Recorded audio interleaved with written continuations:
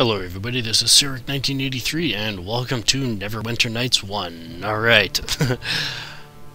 So far through, off-screen playing and all that kind of stuff, I shouldn't fail at this game like I did in Neverwinter Nights 2.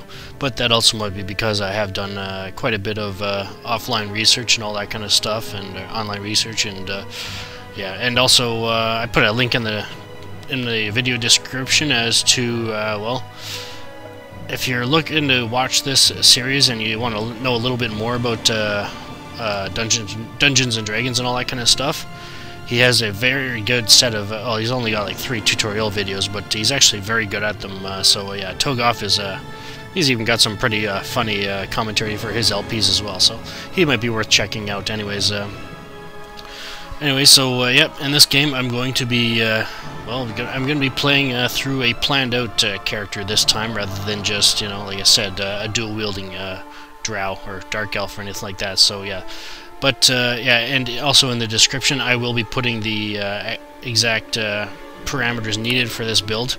So you're going to be playing the normal campaign for now, because this character is going to require 40 levels of development, and yeah, the difficulty of the game itself progresses with the build very nicely. So I'm going to be a male this time. Well, there you go. And a human. This build is actually recommended for humans, but you can actually modify it for other races like elf. I'll put the whole setup in the video description for the human right now that I'm going through right now, and I'll also show you how you can actually make this build for an elf. Unfortunately, you won't be able to use the Kukris like I will be able to, but you'll be able to use martial weapons like the scimitars, rapiers, hint hint, that kind of stuff, So yeah, and yeah, so if you watch the tutorial video about putting importing portraits, your own portraits, into the game, you should be able to see mine down here somewhere. Yeah, so as you can see, if you didn't do the portrait correctly, this is what happens when you don't do it properly. But yeah, as you can see, I've got lots of extra portraits here, and so yeah, if you ever doubted me about just how many portraits I've gone through just to try to find one that was right for me, yeah, and there it is. Yeah, I've even got a couple of really nice looking female drow there. I mean, this one is, holy Christ. Yeah, anyway. So there's mine, and yeah, so, oh yeah, and there's the, yeah, here's the first attempt I made at importing a picture. Ryu Hayabusa, the Ninja Gaiden. Oh yeah. But yeah, we're gonna be using me. Anyway, so the class, definitely a fighter for the first level. And then alignment, you have to be anything above this line or above. You can't be evil. So I'll just pick lawful good, because why not? I can't choose evil or anything like that, so why bother? So there we go. And abilities. This is where it comes in a little tricky with if you try to choose a different race. For one, humans, well yeah, these stats that I'm punching in right now are mandatory for the build. Yeah, intelligence, yeah, the humans also get a +2 to their, yeah, they get 2 extra, or sorry, they get, all I know is that they get more skill points per level than every other race, because they don't live as long. So yeah, they have to be able to progress much quicker than the other races like elves. So with the elves, though, like I said, I put the actual setup in the video description. And there, this is the human build that you'd want: 15, 15, 14, 10, 14, 8. If you were to choose an elf, you would need this. You put the constitution down to 11 and intelligence up to 16. I can't do that because, well, I'm not an elf. So there you go. So there you go. That's my build. And the packages. This is, again, going to be completely custom here. So you want to put 2 into appraise. They're cross-class skills, and the class skills are actually obviously marked.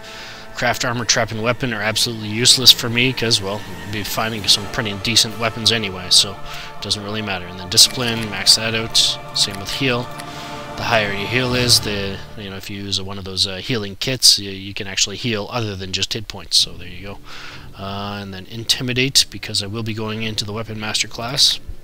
Get as many of those as I can, and then tumble as well, because you're going to be fighting close quarters, and you may as well be able to avoid some attacks. Alright, the feats. As you can see, humans get 3 feats. If you chose an elf, you'd only get 2, which would pretty much eliminate being able to choose weapon proficiency exotic, which is required for the Kukri in Neverwinter Nights 1. In Neverwinter Nights 2, the Kukri is a martial weapon, so that's just a result of different rule sets and all that kind of stuff of the game. So let's, yeah, I got the weapon proficiency exotic here, and alright, what am I? Yeah, power attack and cleave as well. That actually, yeah, I'm actually going to be, I think I actually have to take the Great Cleave ability in this game as well, but I know for a lot of character builds it's considered probably one of the most useless abilities, but with this character, oh man, is it ever useful. So let's take care of that. Alright, and then I customize. And this is actually part of the reason why I wanted my own character, because there's actually a head here that actually somewhat looks like me. Alright, where is he?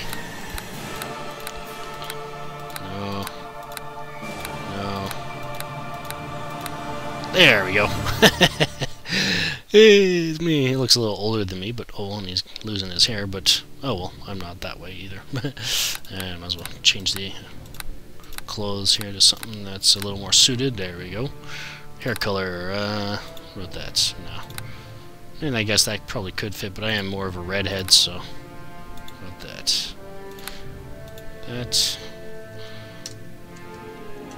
Yeah, that looks on par with what the image looks like. But anyway, so yeah, I'm gonna get myself untattooed. Get on them! Attack, I say!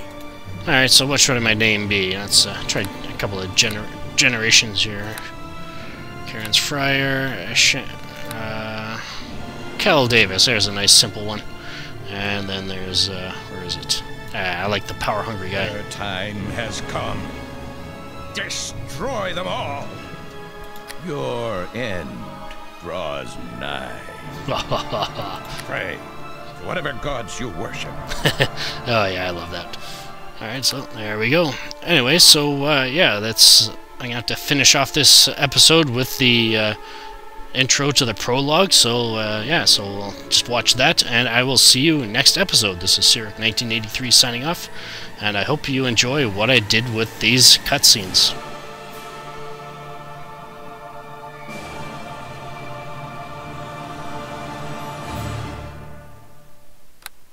The Frozen North, the name given to the stark and unforgiving frontier that lies beyond the high moor of Faerun. A bleak wilderness where barbarian clans and tribes of giants roam the land and fierce dragons rule the skies. But amidst the frozen savagery stands a bastion of civilization, the city of Neverwinter, Jewel of the North. Behind the city's high walls, those both hardy and brave carve out an existence from this bleak land under the guidance and protection of the legendary hero, Lord Nasher Alagonda. Yet there are some things that all the courage in the world cannot stand against. A virulent plague swept the city, a terrible affliction that began in the beggar's nest. Soon, all of Neverwinter would feel the touch of the wailing death. The disease could not be cured. Panic ensued. The streets erupted into violence. The Jewel of the North was brought to its knees. To save Neverwinter, Lady Aribeth de Tilmarand, Paladin of Tyr, and Lord Nasher's right hand put forth the call for a champion. A rush of would-be heroes answered her call, some drawn by promises of grandeur and glory, others by the lure of gold. Those with the greatest potential were initiated into the academy to train and study under the greatest minds of Neverwinter, all in the hopes a champion might emerge to save the city from the wailing death. and whatever sinister force might be behind it.